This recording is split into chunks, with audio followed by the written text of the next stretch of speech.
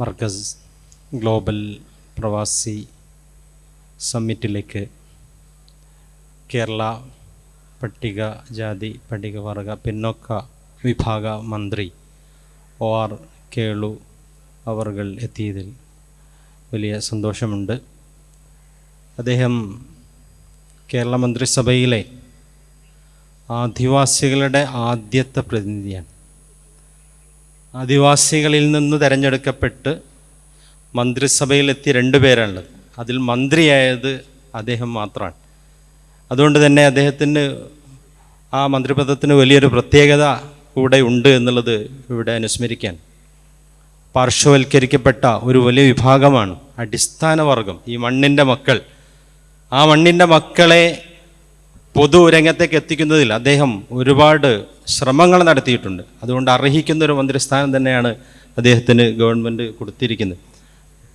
ഈ സ്ഥാപനവുമായിട്ട് മർക്കസുമായിട്ട് അദ്ദേഹത്തിന് അഭേദ്യമായ ബന്ധമുണ്ട്. ഷെയ്ഖുന ഉസ്താദുമായി 2-3 തവണ ഈ അടുത്ത ഘട്ടങ്ങളിലായി വരികയും കാണുകയും സംസാരിക്കുകയും ചെയ്തു. അതിന് പുറമെ വയനാട് ജില്ലയിലെ മർക്കസിൻ്റെ പ്രവർത്തനങ്ങളെ വളരെ സന്തോഷത്തോടെ കാണുകയും എപ്പോഴും അന്വേഷിക്കുകയും കൂടെ നിന്ന് ഒരു പ്രവർത്തകനെ പോലെ മാനന്തവാടിയിൽ അവസാനമായി ഓർഫനേജിന് കീഴിൽ നമ്മൾ ആരംഭിച്ച ഐഷോർ പദ്ധതി, അതിൻ്റെ ഉദ്ഘാടനത്തിന് വേണ്ടിയാണ് മന്ത്രി അവസാനമായി നമ്മുടെ ഒരു പ്രോഗ്രാമിൽ സംബന്ധിച്ചത്.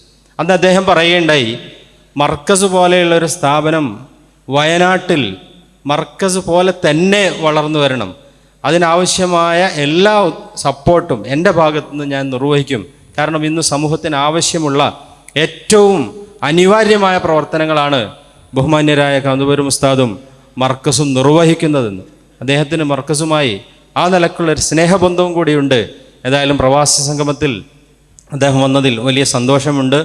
ഈ സ്ഥാപനത്തെ സ്നേഹിക്കുകയും ഇതിനെ സഹായിക്കുകയും ചെയ്യുന്ന വലിയൊരു വിഭാഗമാണ് ഇവിടെ ഇരിക്കുന്നത്.